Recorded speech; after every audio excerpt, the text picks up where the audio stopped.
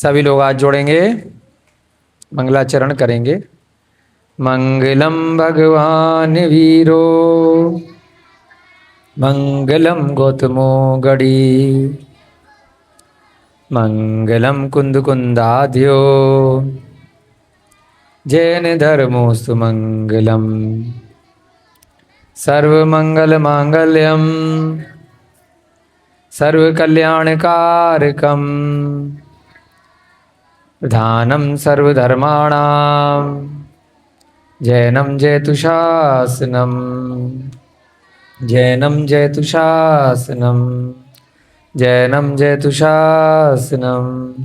जय बोलिए देवादिदेव प्रथम तीर्थंकर आदिनाथ भगवान की, अंतिम तीर्थंकर महावीर भगवान की, वर्तमान युग के प्रथमाचार्य श्री चारित्र चक्रवर्ती आचार्य भगवान शांत सागर जी महान मुनिराज की, अनंत आनंद सिद्ध परमेष्ठी भगवानों की, विदेह क्षेत्र में विराजमान 20 तीर्थंकर भगवानों की, आचार्य भगवान श्री अमित गति जी महाराज की, धर्म परीक्षा ग्रंथ की, सभी को जय जिनेन्द्र जय दो जुड़ंदो।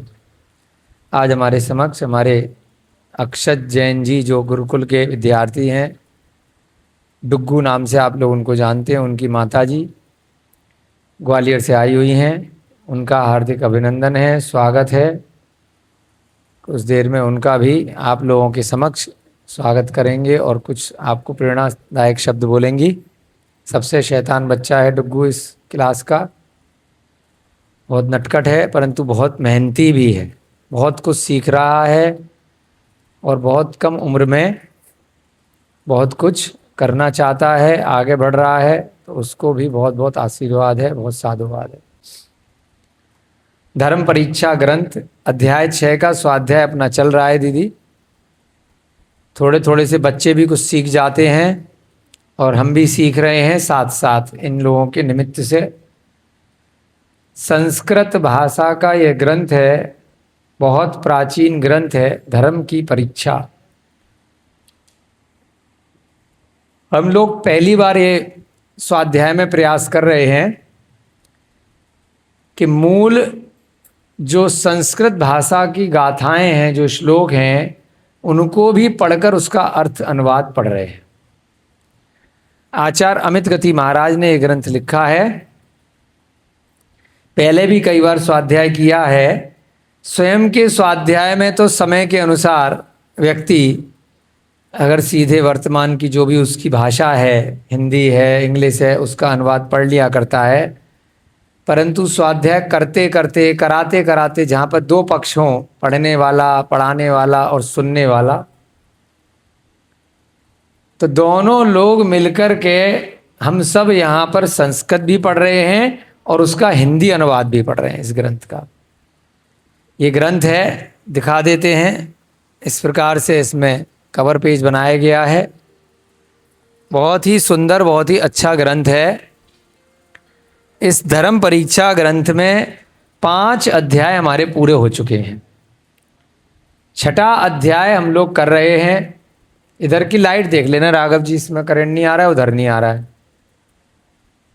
और ये बच्चों का कूलर है तो बहुत दूर से लगाना पड़ रहा है, इसका एक्सटेंशन बोर्ड भी लगा देना। इस ग्रंथ में मनोवेग नामक एक बालक है, उसका एक मित्र है पवनवेग, उन दोनों की कहानी चल रही है। कहानी के अंदर कहानी, कहानी के अंदर कहानी चलती रहती है। अब मान लीजिए यहाँ पर हम बैठ करके आप लोगों को पढ़ा रहे हैं। अब आज की घटना को हमारी दीदी जो ग्वालियर से आई हैं, इनको 2-4 दिन बाद अपने घर पर जा कर के बताना है कि ऐसे ऐसे हम दिल्ली में गए थे, वहाँ पर भैया जी के मुख से ये कथा सुनी। अब जो ये वाली बात बोली, ये भी एक कहानी हो गई, पास्ट टेंस में हो गया ना, भूतकाल में। उसके बाद अब क्या कहानी सुनी, वो कहानी भी आप सुनाओगे, तो कहानी के अंदर एक कहानी आ गई, क्योंकि 4 दिन बाद आज की जो घटना है ये भी कहानी बन जाएगी।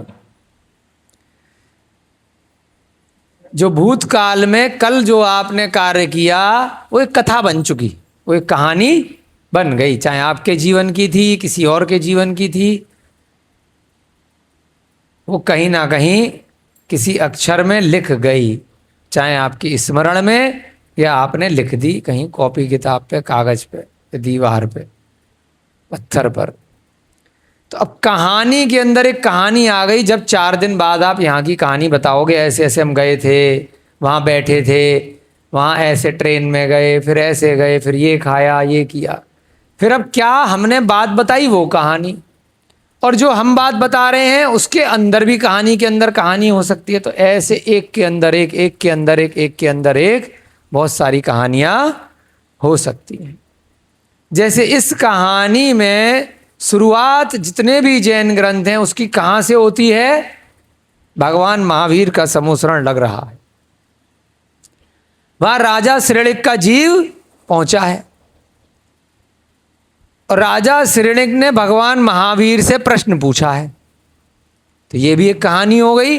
अब प्रश्न पूछा, उसके बाद भगवान महावीर ने गौतम गढ़धर के माध्यम से अपनी दिव्य ध्वनि में कुछ उपदेश दिया है, कुछ प्रवचन दिया है, कुछ उद्बोधन दिया है उस प्रश्न के उत्तर में।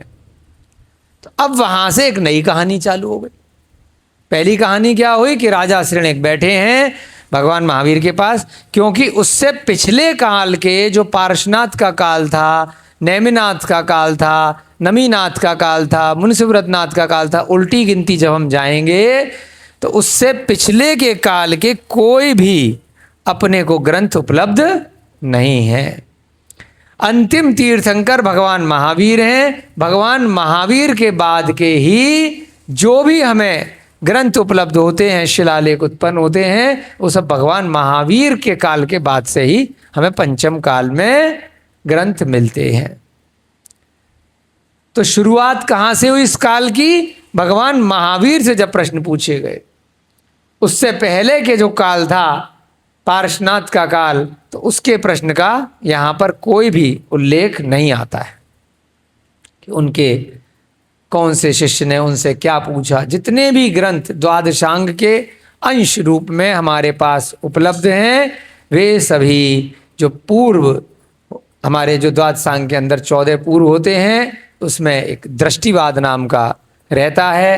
तो उसके अंदर जो हमारे ग्रंथ हैं वह सब मिलते हैं। राजा श्रेणिक ने लगभग 60,000 प्रश्न भगवान महावीर से पूछे थे। कितने? 60,000 प्रश्न। उनके उत्तर स्वरूप में सारे ग्रंथ, ये द्वादशांग हमारे पास आज तक गुरु शिष्य परंपरा से अलग अलग आचार्यों की हमारे ऊपर अनुकंपा है, इतना योगदान है कि उन लोगों ने आज तक भी हमारे ऊपर हमारे पास ये ग्रंथ पहुंचाए हैं। वर्तमान में हमारे पास पांडुलिपियों के माध्यम से संग्रहित करके उसका जो भी हमारी वर्तमान के काल के अनुरूप जिस स्थान की, जिस मनुष्य की जो भाषा है, उसमें सरल भाषा में अनुवाद कर कर मूल ग्रंथ को पहुंचाया है। तो उनकी अति कृपा है कि ऐसे दयालु साधुओं की कृपा से हम लोग पंचम काल में भी अपना स्वाध्याय कर पा रहे हैं, मोक्ष मार्ग को समझ पा रहे हैं, उस पर जिनको आगे बढ़ना है वो आगे बढ़ रहे हैं और अपना जीवन ये मनुष्य भव सफल बना रहे हैं, धीरे धीरे करके अपना कल्याण कर रहे हैं। तो ऐसे ये कहानी में कहानी चलती जाती है। तो ऐसे ही फिर आगे बढ़ते बढ़ते धर्म की परीक्षा की कहानी उन्होंने पूछी। वहां पर मनोवेग और पवन वेग की कहानी आई कि मनोवेग और पवन वेग 2 मित्र हैं। एक मित्र जैन धर्म को मानने वाला है मनोवेग, और दूसरा मित्र मिथ्यात्व को मानने वाला है, जैन धर्म को विश्वास नहीं करता है, ब्राह्मणवाद में विश्वास करता है।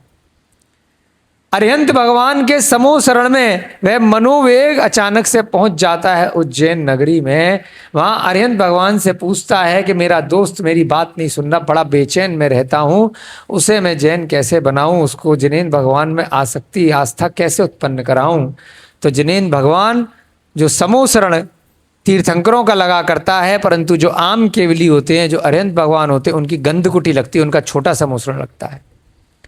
उस लघु समूह शरण में वह केवली भगवान, वह अरहंत भगवान उस बच्चे को मनोवेग को कह देते हैं चिंता मत कर, उसको एक न एक दिन जैन धर्म में श्रद्धान हो जाएगा, लेकिन तुझे प्रयास करना पड़ेगा, इसको तुझे बहला फुसलाकर कैसे भी पटना नगरी ले जाना पड़ेगा, वहां जाकर के तुझे ऐसा प्रसंग मिलेगा, ऐसा निमित्त मिलेगा कि जैन बन जाएगा। इस प्रकार से वह साम दाम दंडभेद कुछ युक्ति लगाता है और अपने मित्र को ले जाता है पटना में। अब पटना नगरी में एक वाद विवाद शाला, एक विश्वविद्यालय में जाकर के प्रवेश करता है। उस विश्वविद्यालय में एक बहुत बड़ा हॉल है, वहां पर वाद विवाद शाला चल रही है, संगोष्ठी चल रही है। उस संगोष्ठी में वह कहानी सुनानी प्रारंभ करता है, एक कहानी के अंदर कहानी, फिर कहानी के अंदर कहानी, फिर एक नई कहानी, मनोवेग अब सुना रहा है कि मूर्खों किस प्रकार के होते हैं। तो 10 प्रकार के मूर्खों की कहानी उस वाद विवाद शाला में उस मनोवेग ने उस ब्राह्मणों की जो विश्वविद्यालय है वहां पर प्रारंभ करी है। उसमें तीसरे प्रकार के मूर्ख की कथा चल रही है। पहला कौन था?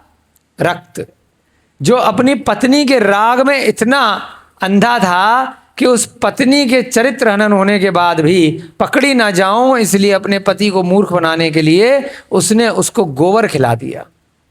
और क्या कह के खिला दिया कि केक है, कड़ी है, बहुत बढ़िया है, खा लो।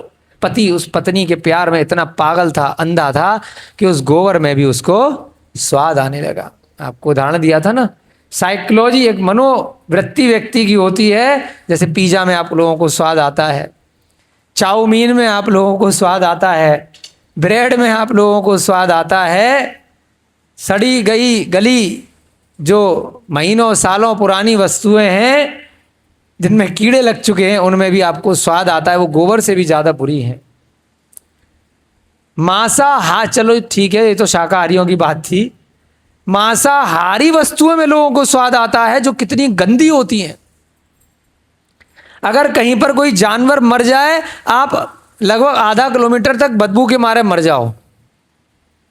कहीं कोई कुत्ता मर जाए, गधा मर जाए, घोड़ा मर जाए, गाय मर जाए, कोई जानवर अगर मर जाए, परंतु लोग कैसे उस मरे हुए जानवर को या जिंदा जानवर को मार करके, मछली, चिकन, मुर्गा, आपका मटन, ये जो बकरा और तरह तरह के जानवरों को सड़ा करके मार करके अपने घर के अंदर पकाते हैं और चटकारे ले ले करके खाते हैं। क्यों? मानसिक विकृति है, मानसिक विकलांगता है, मार्केटिंग है। जैसी उस पत्नी ने मार्केटिंग करी, गोबर को कड़ी कह के खिला दिया और उसके प्रेम में वह व्यक्ति खा गया। आह क्या बढ़िया, आज तो कड़ी है, नरम नरम पतला पतला गोबर, आह। क्योंकि उसकी मनोवृत्ति ऐसी थी, उसकी साइकोलॉजी ऐसी थी कि मेरी पत्नी ने पता नहीं क्या नया पकवान बनाया है, बहुत विशिष्ट पकवान आज बनाया है। करेला भी आप खाते हैं, कड़वा होता है, नीम भी खाते हैं, तो उसको लगा कोई नई चीज है, वाह वाह वाह, खा लो नींबू मिर्ची डाल करके। तो उसको मूर्खों में अव्वल दर्जे का मूर्ख रक्त बोला। दूसरे मूर्ख की कहानी आई दुष्ट। वहां पर भी एक ही राज्य के 2 मालिक बना दिए राजा ने, तो दोनों मालिक लड़ते रहते थे, एक दूसरे को नीचा दिखाने का प्रयत्न हमेशा करते रहते थे। एक का नाम था स्कंद और दूसरे का नाम था वक्र। तो दोनों लड़ लड़ करके इसी प्रकार से आपस में मर गए।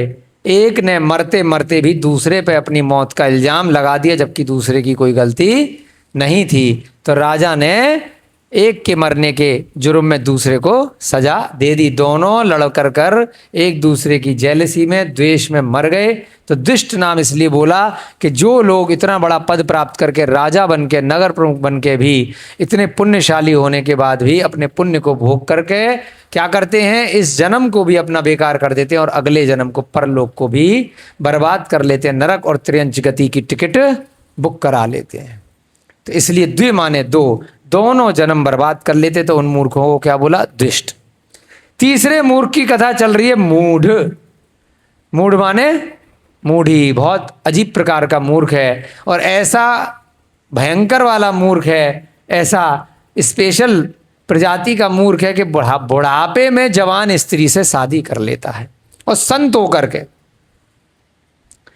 वह व्यक्ति जो भूतमती ब्राह्मण है, वह बुढ़ापे में 80 साल की उम्र में 20 साल की लड़की को वरमाला डाल देता है, और जबकि खुद प्रवचन देता है, वेद पढ़ाता है, बड़े बड़े विधान इत्यादि करता है, और खुद लड़की के चक्कर में फंस जाता है और युवा स्त्री से विवाह कर लेता है।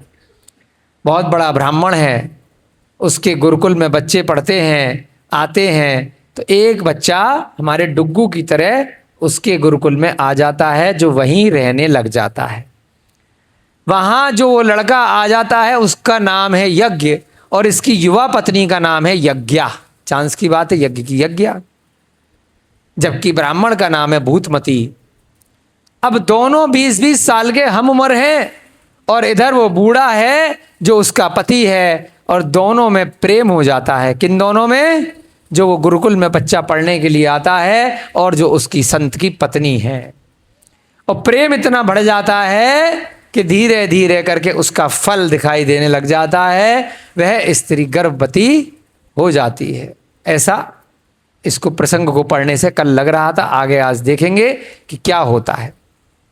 एक दिन वह भूतमती, क्योंकि जगह जगह विधान कराने जाया करता था, एक विधान कराने के लिए, जिस विधान का नाम है पुंडरीक विधान। कौन सा नाम है? पुंडरीक महायज्ञ। क्योंकि ब्राह्मण है तो यज्ञ इत्यादि करने के लिए जगह जगह जाता था, जहाँ उसको दक्षिणा मिला करती थी, और वहाँ पर भी वह अपनी जीविका चलाने के लिए विशेष कार्य किया करता था। जैन संत शादी के बाद मुनि नहीं कहलाते हैं, उनको शादी के बाद अगर मुनि बनना है तो उनको गृहस्थ आश्रम छोड़ना पड़ता है। प्रतिमा लेकर के घर में रह सकते हैं, शादीशुदा जिंदगी चला सकते हैं 11 प्रतिमा से पहले तक। जब 11वीं प्रतिमा या 10वीं की आगे बढ़ते हैं तो घर छोड़ करके छुल्लक एलक इत्यादि की या छुल्लिका की दीक्षा लेते हैं। अगर लेडीज हैं, स्त्रीलिंग हैं, घर में रह करके वह मुनि नहीं बन सकते, दिगंबर साधु नहीं बन सकते, निर्ग्रंथ साधु नहीं बन सकते, परंतु जो अन्य धर्मों के संत हैं, क्योंकि वह प्रवचन इत्यादि देते हैं, उनको वस्त्र इत्यादि छोड़ने की आवश्यकता नहीं होती, समस्त प्रकार के परिग्रह त्यागने की जरूरत नहीं होती है, तो इसलिए वे लोग सपत्नी भी संत बन के रह सकते हैं। यहाँ पर भी इस प्रसंग में भूतमती अपनी यज्ञ के साथ में रहता था। एक दिन वो मथुरा नगरी में जा पहुंचता है एक पुंडरीक नाम का महायज्ञ करने के लिए, तो अपनी पत्नी को बोल करके जाता है कि हे मेरी यज्ञ, हे मेरी धर्म पत्नी, तू घर में आराम से रहियो, घर की रक्षा करियो, और ये जो गुरुकुल का बालक है ये गेट पे बैठ करके इसको बाहर पलंग लगा दिया कीजिए, तो ये तेरे घर की और तुम लोगों की रक्षा करेगा। परंतु वह पत्नी जो थी, क्योंकि उसका चक्कर चल रहा था उस यज्ञ के साथ, वो चरित्रहीन थी, उसका चरित्र अच्छा नहीं था, और उसका कारण यहाँ पर आया है इस गाथा में, इस कथा में, कि चूंकि गलती उस वृद्ध ने करी थी, ना कि पत्नी ने करी थी। उसकी तो आयु ऐसी है, वह तो स्वभाव से ऐसी है, लेकिन गलती किसकी है? जो वृद्ध व्यक्ति एक युवा पत्नी को ले आया है। तो स्वभावतः स्त्रियां मायाचारी कहीं ना कहीं होती हैं, और उसके बाद जब इतना गैप होगा आयु में पत्नी में और पति में, तो कहीं ना कहीं उसका पैर फिसलेगा ही फिसलेगा। अगर उसके संस्कार अच्छे नहीं हैं, अगर वह पीछे से चरित्रवान नहीं है, उसके माता पिता ने उसके पीछे से, जब वो गुरुकुल में पढ़ी थी, जब उसने शिक्षा दीक्षा आदि ग्रहण करी थी, तो उसके संस्कार अच्छे नहीं थे, तो ऐसी स्त्री बहुत जल्दी चरित्रहीन बन जाती है। तो वह स्त्री अपने आशिक को, उस गुरुकुल के दूसरे विद्यार्थी को, फटाफट से अपने घर के अंदर बुला लेती है, पति के घर से बाहर जाते ही। तो इसलिए यहाँ पर प्रसंग आया है कि मूर्ख कौन है? मूर्ख वह स्त्री है, या वह बच्चा है, या मूर्ख वह संत है? तो अभी तक की कक्षा में समझ में आया है कि वह मूर्ख वह संत है। विलास की स्थानभूत वह यज्ञा जब उस बटुक का गाढ़ आलिंगन करती थी, तब वह पार्वती के द्वारा आलिंगित महादेव को तृण जैसा भी नहीं मानता था। वह उस समय अपने को पार्वती से आलिंगित महादेव की अपेक्षा भी अधिक सौभाग्यशाली समझता था।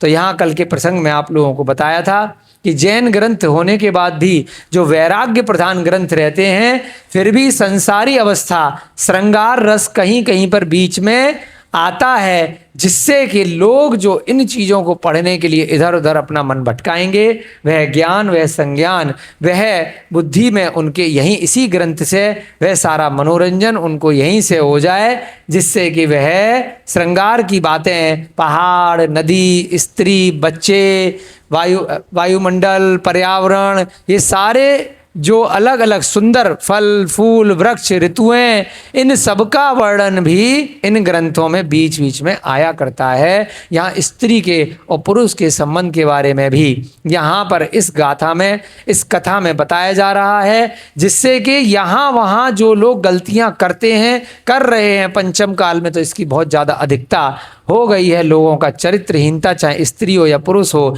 या बालक हो या युवा हो, या अधेड़ उम्र का हो या वृद्ध हो, सबकी चरित्रहीनता एक चरम सीमा पर पहुंच गई है।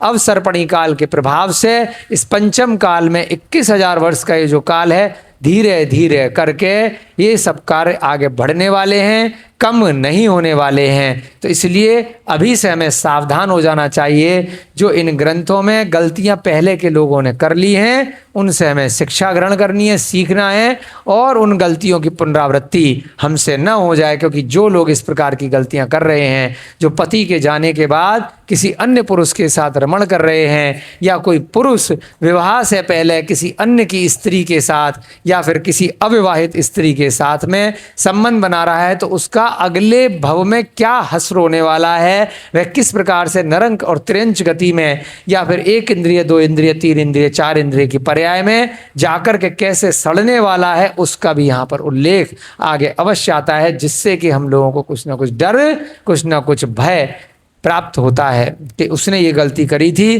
तो उसका ये परिणाम हुआ, और वही गलती अगर हमने कर दी तो हम भी फिर वहीं जाने वाले हैं, वहीं की तैयारी कर रहे हैं। विलास की स्थानभूत वह यज्ञा, यज्ञा माने जो उसकी पत्नी है, यानी कि उसको बड़ा आनंद आ रहा है उस आशिक को अपने घर में बुलाने पे। उस बटुक का गाढ़ आलिंगन करती थी, दोनों गले मिलने लग जाते हैं, गाढ़ आलिंगन करते हैं। तब वह पार्वती के द्वारा आलिंगित महादेव को तृण जैसा भी नहीं मानता। तृण माने घास। महादेव और पार्वती ये दो मिथ्या दर्शन के अंदर एक जैन धर्म के हिसाब से एक काल्पनिक एक तरह के देव बनाए गए हैं, परंतु अन्य दर्शन में इनको बहुत बड़ा स्थान दिया गया है, महादेव और पार्वती को। तो महादेव और पार्वती जैसे श्री कृष्ण और राधा या रुक्मणी, राधा की कथा जो आती है साथ साथ प्रेम प्रसंग चलता है, ऐसी महादेव और पार्वती का जब प्रसंग आता है तो यहाँ पर भी इनकी तुलना करी गई है कि जैसे महादेव और पार्वती का जब प्रेम होता है तो उसी प्रकार से इन दोनों का प्रेम प्रसंग आगे बढ़ रहा था। और तृण माने घास, तो वो जो पुरुष है, जो बटुक, उस पुरुष को बोला है क्योंकि वह बटुक बोला जाता है ऐसा व्यक्ति जो गलत आचरण करता है। तो वह जो उसका सेवक होकर के वहाँ पर वो गलत कार्य कर रहा है, तो बटुक महादेव को, भगवान को भी तृण घास जैसा समझ रहा है। पता नहीं उसकी कौन सी लॉटरी लग गई है। वह उस समय अपने को पार्वती से आलिंगित महादेव की अपेक्षा भी अधिक सौभाग्यशाली समझता था कि महादेव भी मेरे आगे फेल है। आज मेरे पास इतनी धन संपत्ति, इतना पता नहीं क्या मिल गया है कि मुझे इतनी सुंदर स्त्री प्राप्त हो गई है बिना विवाह के, बिना किसी खर्चे के, है ना। मेरी तो लॉटरी लग गई है। अब पता चलेगा ऐसी लॉटरी आगे के जन्मों में उसको किस प्रकार से उसको बर्बाद करने वाली है। आलिंगितस्या गाढ़म स विभ्रम निधानया पार्वत्या लिंगितम शंभुम न तड़ा याप्य मन्यत। आलिंगित तस्या यानी कि आलिंगित, आलिंगन करते हैं दोनों। गाढ़म स विभ्रम निधान है, उसको ऐसा विभ्रम हो जाता है, ऐसा उसको मन में लगता है ना, भ्रांति हो जाती है। क्या भ्रांति हो जाती है? पार्वत्या लिंगितम, जैसे ये महादेव की पार्वती है। शंभु, शंभु माने बोलते हैं जय जय शंभु, महादेव का नाम शंभु भी होता है। न तड़ा याप्य मन्यता, यानी कि महादेव को भी, शंकर जी को भी, शिव शंकर शंभु को भी वो घास जैसा समझता है। उस लॉटरी के आगे, उस आनंद के आगे, जब वह अपने गुरु की जो पत्नी है उसको गले लगाती है, स्त्री और पुरुष के संयोग को कराने वाला न कोई दूत है और न काम भी है, किंतु उक्त स्त्री पुरुष परस्पर दृष्टि के विलास से, आंखों के मिलने से ही स्वयं शीघ्र संयोग को प्राप्त होते हैं।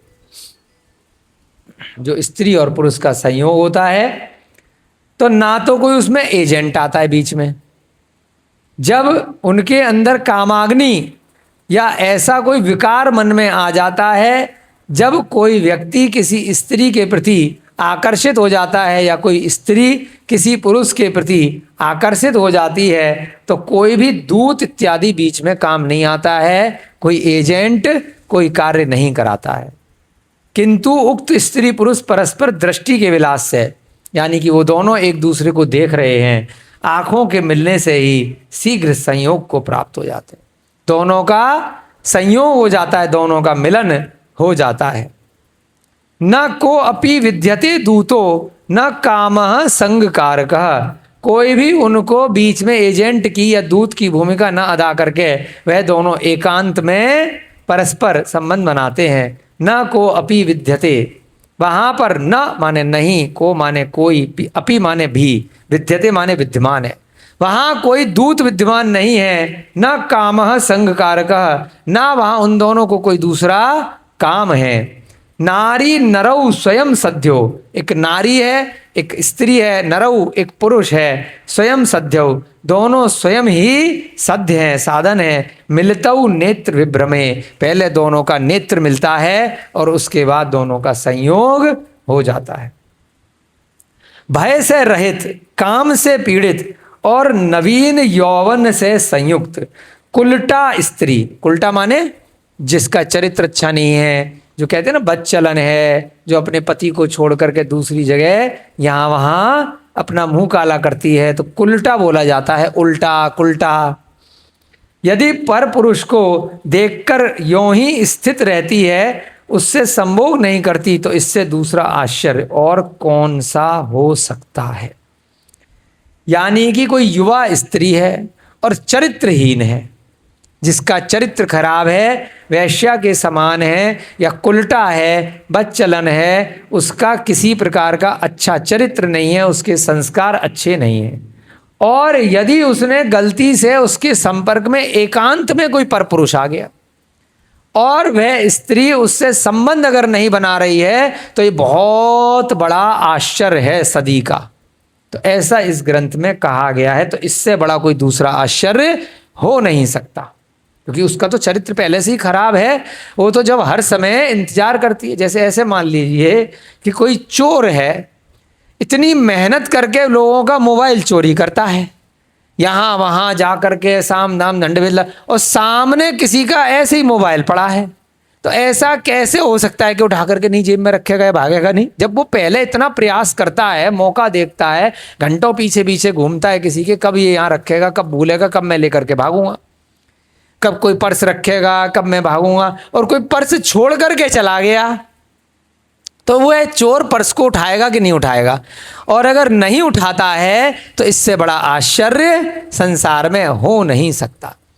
जब कुलटा स्त्री हर समय इस प्रकार के निमित्त, इस प्रकार के पुरुषों की खोज करती रहती है कि कब कौन मिलेगा, कब किसी के साथ मेरा है ना कोई सेटिंग चलेगी, कहीं मेरा ऐसा संबंध बनेगा, यहाँ वहाँ चक्कर में लगी रहती है, और वह स्त्री के सामने अगर अचानक से कोई परपुरुष आ गया और कोई देखने सुनने वाला नहीं था, तो वह संबंध या इस प्रकार से अवश्य कोई ना कोई गलत कार्य करेगी ही करेगी। 31 नंबर की गाथा।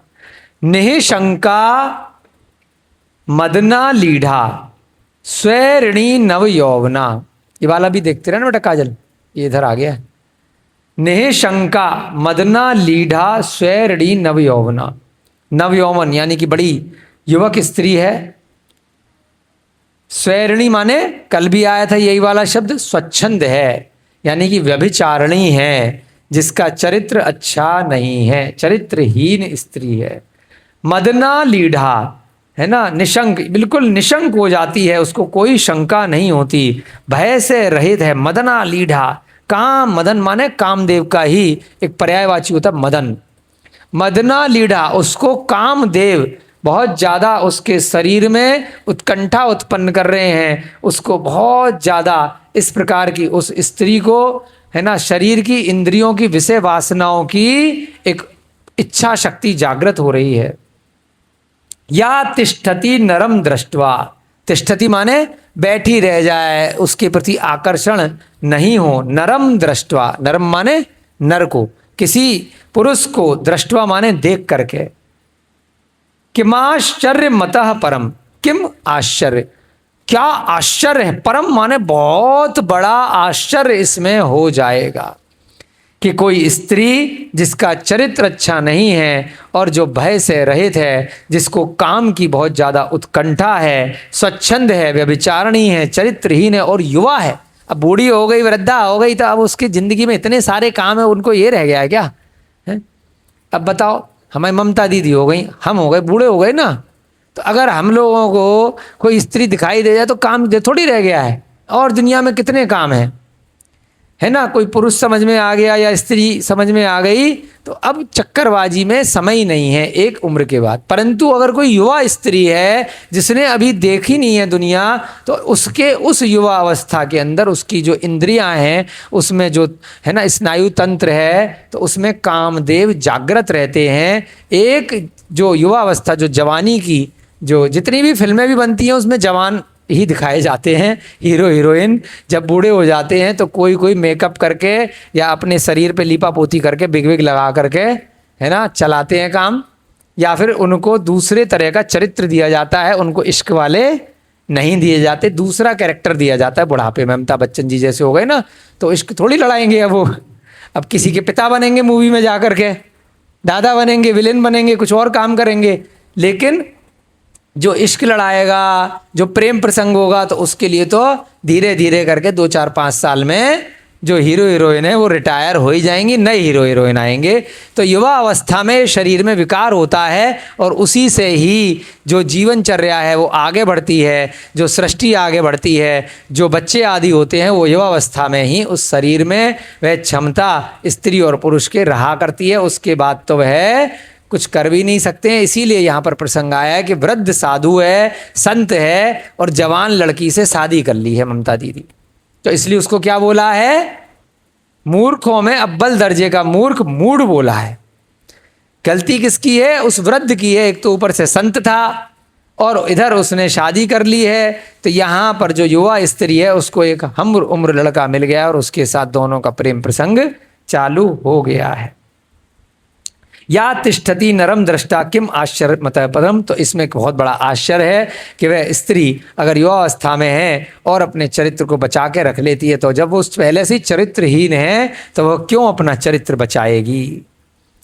नम्र भ्रकटियों को धारण करने वाली स्त्री के द्वारा स्पर्श किया गया मनुष्य शीघ्र ही स्वभाव से इस प्रकार द्रवीभूत हो जाता है, जिस प्रकार की अग्नि की ज्वाला से स्पर्श किया गया घी का घड़ा स्वभाव से शीघ्र ही द्रवीभूत हो जाता है, पिघल जाता है। अब घी है, नारियल का तेल है, कई बार ऐसे ऑयल होते हैं जो जम जाते हैं, परंतु जैसे ही अग्नि के पास आते हैं तो क्या होता है, पिघल जाते हैं। जमी हुई चीज तुरंत पिघल जाता है ना। नारियल का तेल देखा काजल जी, क्या होता है, हाथ में थोड़ी देर के लिए रख लो तो पिघल जाएगा। ऐसी घी इत्यादि होते हैं। तो ऐसे ही उस स्त्री का जो चरित्र है, स्त्री के द्वारा अगर कितना भी कठोर पुरुष हुआ और अगर उसका संस्कार पुरुष का अच्छा नहीं है, ना स्त्री का ना पुरुष का, तो वह पुरुष भी तुरंत पिघल जाएगा उसके स्पर्श मात्र करते ही। जैसे अग्नि के स्पर्श पे आपने कढ़ैया में जैसे ही घी या जमा हुआ तेल सर्दियों में या किसी प्रकार से जैसे ही चम्मच डाला है ना, आप लोगों को तो खाना बनाने का खूब अनुभव है, तो क्या होता है, तुरंत पिघल जाता है। वैसे ही ये जो व्यक्ति था, यह यज्ञ था, यज्ञ ने जैसे ही स्पर्श किया तो एकदम से नम्रीभूत माने के नम्र हो गया, पिघल गया।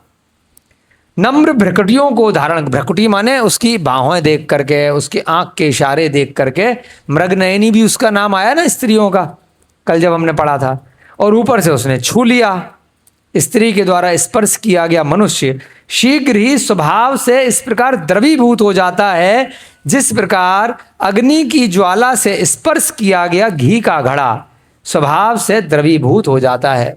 घी के बर्तन को अगर आपने गैस पे उस पे चूल्हे पर रख दिया तो तुरंत पिघल जाएगा ना, वैसे इसका हाल हुआ बेचारे का। 32 नंबर की गाथा। विलीयते नरह क्षिप्रम, विलीयते माने विलीन हो जाता है, पिघल जाता है। नरह, नरह माने पुरुष का, क्षिप्रम माने शीघ्र। स्पर्श मानो नत भ्रुवा, छूते ही, है ना, जैसे ही वह स्त्री, नत भ्रुवा जैसे ही कोई स्त्री जिसका नत भ्रुवा, जिसकी भ्रकुटियां बिल्कुल नतमस्तक हैं, नम्र हैं, वह छूती है तो वह पुरुष बिल्कुल विलीन हो जाता है, एकदम पिघल जाता है। शिखिया पावक स्यवेव धृत कुंभो निसर्गतः। शिखिया पावक, पावक बोलते हैं अग्नि को, पावक माने आग। शिखिया यानी कि शिखा, अग्नि की शिखा के ऊपर रखा गया। शिखिया पावक से, चूल्हे पर रख दिया या अग्नि पर रख दिया या भट्टे पर रख दिया। घृत कुंभो निसर्गतः, घृत कुंभो माने, कुंभ माने घड़ा, घृत माने घी, घी का घड़ा निसर्गतः बिल्कुल पिघल जाता है। निसर्गत माने पिघल जाता है। जिस प्रकार से कोई भ्रकुटियों को, अपनी बाहों को इस प्रकार से कोई स्त्री, है ना, अपने मटका रही है, पटा रही है, तो क्या होगा उसको देख करके, और ऊपर से स्पर्श कर लिया तो जो पुरुष है वो बिल्कुल एकदम पिघल जाएगा और उसका अपनी सुध बुध खो देगा। जैसे कि अपना मूल स्वभाव जो घी का या नारियल के तेल का जमना है, ठोस है, घी पे रख, जो अग्नि पे रखते ही पिघल जाता है, ऐसी वो पुरुष पिघल गया। मनुष्य भोगों से संपन्न एवं अपनी स्त्री के द्वारा दिए गए सुरत सुख से सुखी होकर भी एकांत स्थान में दूसरे की प्रियतमा को पाकर के प्राय क्षोभ को प्राप्त हो जाता है। समझे? अपनी पत्नी घर में है, अपना पति घर में है, परंतु फिर भी पर स्त्री या पर पुरुष को जो सेवन करते हैं वो इतना सुखी होते हैं, सुरत सुख से सुखी होकर भी एकांत स्थान में दूसरे की प्रियतमा को पाकर के प्राय क्षोभ को प्राप्त होता है। अब मुद्दे की बात आ रही है। क्षोभ माने शोक, दुख। उस समय जब गलत कार्य चोरी छिपे व्यक्ति कर रहा है, बाद में जब संसार को पता चलती है या कोई देख लेता है तो बाद में बड़ा दुख होता है। गलती हो गई, रोएगा, पीटेगा, है, या फिर कोई गलत कार्य करेगा और पता चल गया, जब तक किसी को पता नहीं चला, है ना, भगवान सब देख रहा है, कर्म सब देख रहे हैं, चोरी करे, पर स्त्री सेवन करे, मांस खाए, शिकार खेले, जितने भी सप्त व्यसन हैं, 4 कषाय हैं, 5 पाप हैं, उस समय इन कषाय इत्यादि को करने से, पर स्त्री पर पुरुष का सेवन करने से उस समय तो उसको बहुत सुख मिलता है, सुरत सुख से सुखी, कितना आह क्या आनंद मिल रहा है कि किसी को पता नहीं चल रहा है, चोरी छुपे जो कार्य करा जा रहा है। परंतु बाद में क्षोभ यानी कि उसको पता चल ही जाएगा। ऐसा कभी कोई ऐसा गलत कार्य हो ही नहीं सकता कि किसी को संसार में पता ना चले। तो जब बाद में उसका फल आता है तो इतना दुख होता है, इतना दुख होता है कि जिसकी कोई हद नहीं है। 33 नंबर की गाथा। संपद्यमान भोगो अपि स्व स्त्री दत्त रतामृतः। अपनी स्त्री या अपना पुरुष दोनों के लिए है ना, अपनी स्त्री को छोड़ करके जब कोई व्यक्ति पर स्त्री का सेवन करता है तो अमृत लगता है, रता अमृत, कि पता नहीं कितना बड़ा अमृत उसको प्राप्त हो गया है ऐसा लगता है। परंतु एकांते अन्य स्त्रियम प्राप्त, एकांत में अन्य स्त्री को प्राप्त करके प्राय क्षुभ्यति मानव, प्राय अक्सर, अक्सर क्या होगा, बहुत बाद में उसको दुख होगा, जब पकड़ा जाएगा, जब डंडे पड़ेंगे, जब घर से निकाली जाएगी या निकाला जाएगा, जब सब समाज में बदनामी हो जाएगी, तब रोती फिरेगी या रोता फिरेगा, गलती हो गई, माफ़ कर दो, माफ़ कर दो, माफ़ कर दो।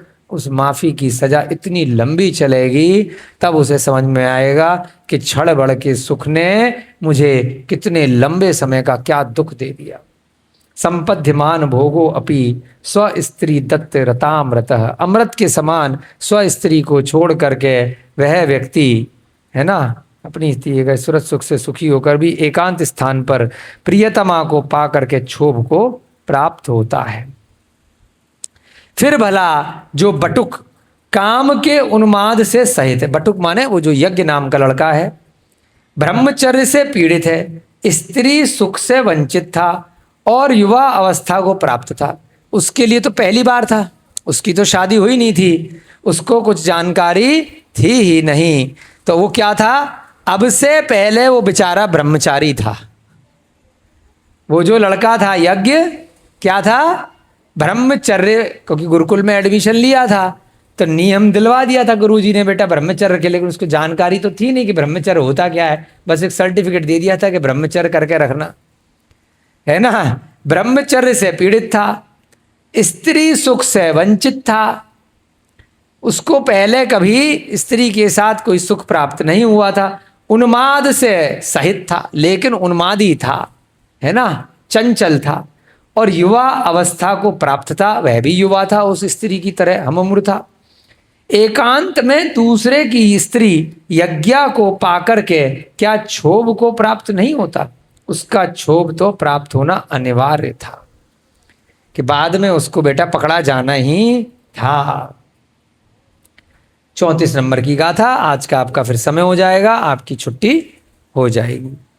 किम पुनर्बटुको मत्तो ब्रह्मचर्य निपीडितः, जो बटुक है, किम माने क्या, पुन बटुको मतो, वह जो बटुक है, पुन बटुको मतो, उसकी बुद्धि कैसी है, काम से उन्माद से सहित है, ब्रह्मचर्य निपीडित है, ब्रह्मचारी था अब तक, ब्रह्मचर्य से पीड़ित था, न क्षुभ्यति सतारुम्याम प्राप्य यही कांते पर स्त्रियम, पर स्त्री को प्राप्त हो गया, प्राप्य कांते प्राप्त हुआ, सतारुण्याम क्षुभ्यति न, क्या वह बाद में क्षोभ को प्राप्त नहीं होगा, पक्का उसको जरूर दुख होगा ही होगा।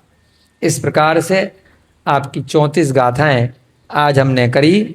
आप बच्चों के भी जाने का समय हो रहा है, इससे पहले हम यहाँ पर हमारी गुड्डू जी की दीदी को थोड़ा सा इनवाइट करेंगे।